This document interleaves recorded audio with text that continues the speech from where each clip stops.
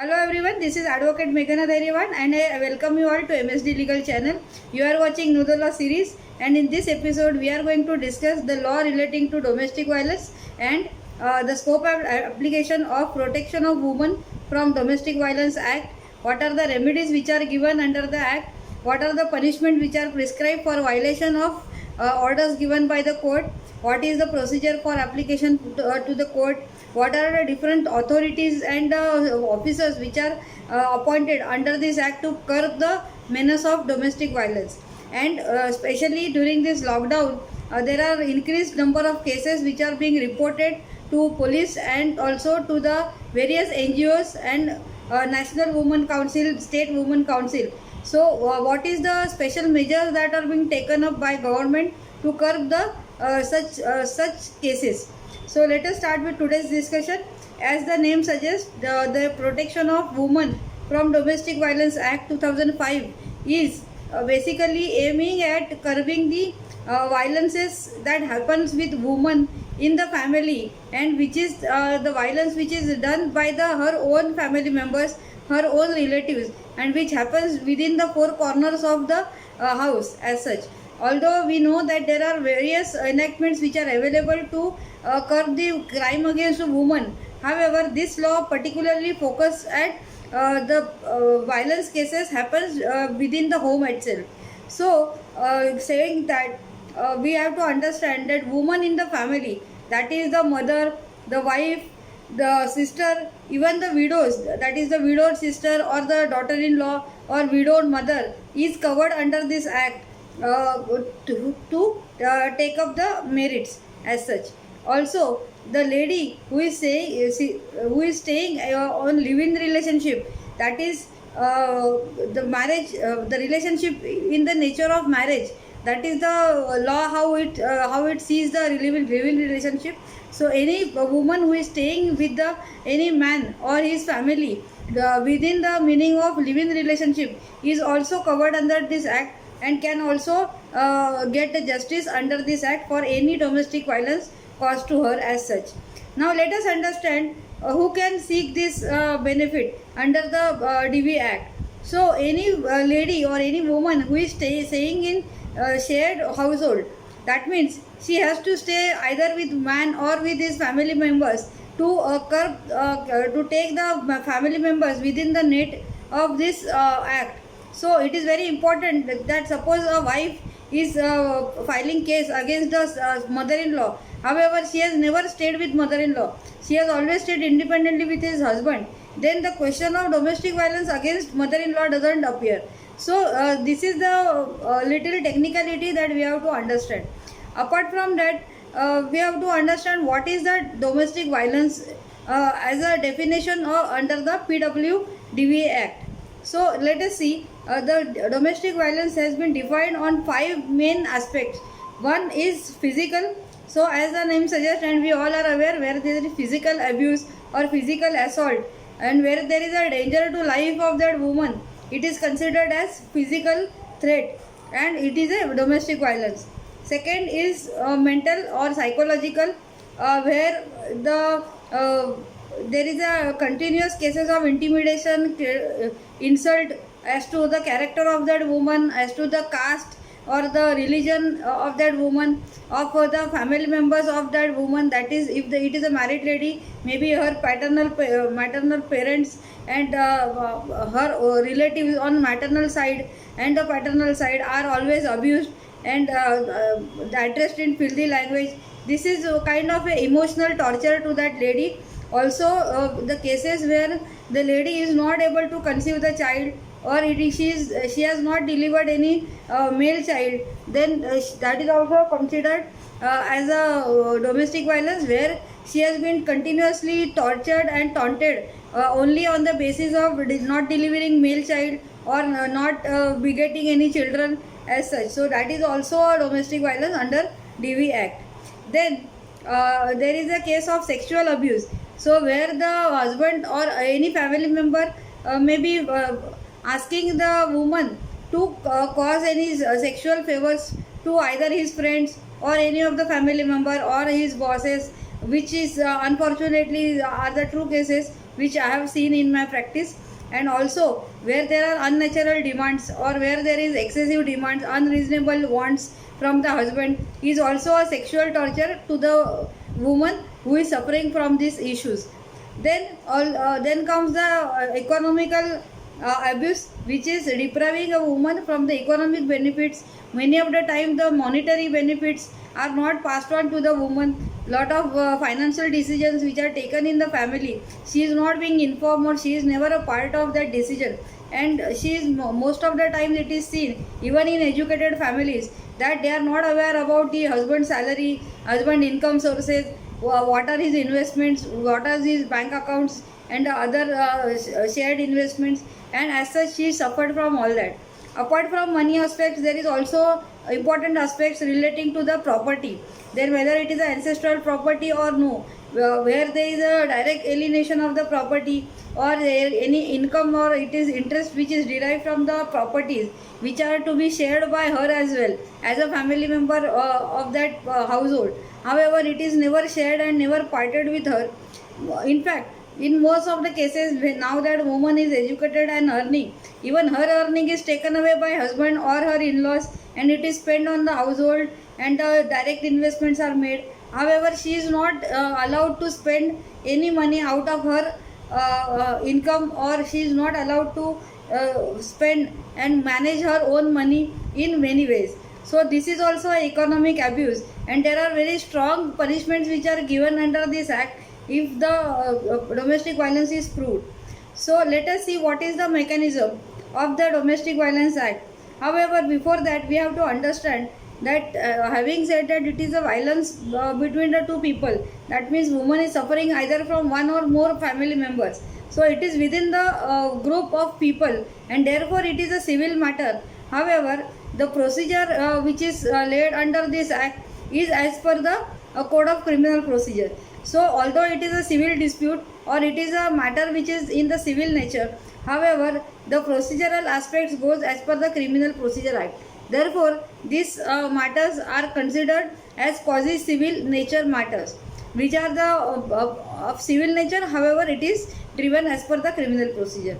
So with this, let us understand what is the procedure for filing application. The procedure is very simple. Under section 12 of Domestic Violence Act, you can file application to the local magistrate where the woman is presently residing, or which a shared household was located, or where the husband is working. At any of these three places she can file the domestic violence case before the first class magistrate. Then after going through the contents of the complaint, that is what is the exact nature of domestic violence that he has to point out and against whom this violence is being taken justice for has to be mentioned. Then she also has to mention what remedy she is looking at. There are 5 major remedies which are given under the act. One is under section 18, that is protection order. So where the woman is continuously abused and she is removed from the house any point of time and she is asked to leave the house and she has to go back to any place or to her maternal place, then she has to have the protection from such abuse, and it is practically impossible or difficult to face a police station and to ask for the help every time. That is the reason why she may ask for the protection order, wherein she cannot be removed from the household, and also she can seek the residence order under section 19, wherein she will be given permission to stay within that home itself wherein she was continued to live before the abuse, and there cannot be any violence that can take place against her once she is placed in that house as per the orders of the courts.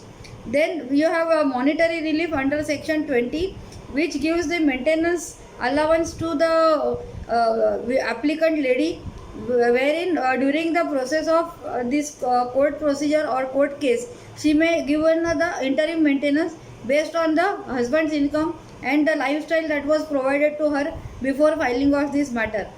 Then you have section 21, wherein you have the compensation rights, where the lady who has suffered and the damage has been caused to her because of such abuse, then she may ask for the compensation from the court against the respondents who have troubled her and who have caused her domestic violence as such. Also, she can ask for the custody of the children. Where there are children out of the marriage, she may ask for the custody of the child from the court. And during the procedure of the court case or ongoing case, I mean, she may allow the physical custody of the child as per the merits of the case. So there are various remedies which are available, and let me tell you, if there is any violation of protection order, then there is a provision of imprisonment of 1 year or fine of 20,000 may be prescribed, or both the punishments can be prescribed by the court as it may fit. So we must understand that law is very strong and very stringent about the protection of women. However, there are less number of women which are coming forward who are really facing this issue on day in day out basis. However, there are large number of cases which are also frivolous and taken the disadvantage of the such a strong law against the husbands and his family members as well. So that is the ugly side of the law. However, as per the survey of United Nations, it is reported that every third woman in the world, kindly understand, every third woman in the world is have been suffering the cause of domestic violence either any point of her in her lifetime. So that is the survey that is being conducted by United Nations, and it is very clear and very outspoken about the issue of domestic violence. Now in India we have National Council for Women, wherein at national level there is a council which addresses the issues related to women, and also at state level there are state women's council. So apart from this, there are many NGOs which are working in the welfare of women, and specially fighting the legal menaces and legal issues relating to the women as such. Now during this lockdown there are many cases which are reported, and in fact the numbers are increasing like twofold or threefold of the regular cases, whereas the other serious offences have been reduced. However, the cases related to cybercrime and the domestic violence have increased multiple times. This is as per the survey which is given by the Women's National Council for Women as such. Now, what are the special measures that have been taken during this lockdown in India? There are more than 52 helplines which are set up for temporary basis during this lockdown to address the menace of this domestic violence, and also to give immediate help to the suffering lady who is facing this issue of domestic violence as such. We also know that there is a permanent helpline which is a national helpline, that is 181, and also there is two helplines which are available which are connecting the woman directly to the women police, that is 1091 and 1291, which are the permanent helpline numbers, and these connect to the women police directly. And also there are magistrates to where there is a provision that there has to be a woman magistrate to the extent possible to consider the offences against a woman. So that is also a major leap that is being taken by judiciary, because the woman can understand the issues of women better, since the experiences are similar and the observations are much deeper in that sense.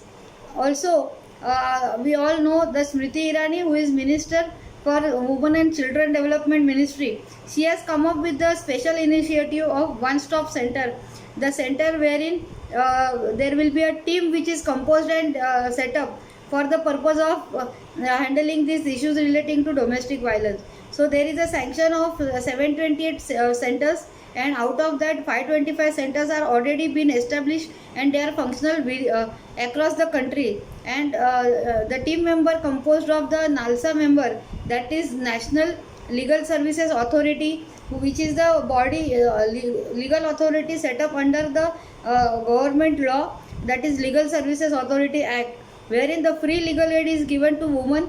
So the member from this team, NALSA, is part of this team. Then there are police members which consist of women police as well. Then there is a medical officers which includes the psychologist as well, which can handle the issues relating to the mental trauma or the depression, or there is a big threat that is being given and for which the lady is really afraid of. So such issues which are at more at a psychological level, they are also being addressed, and the medical help is given to her.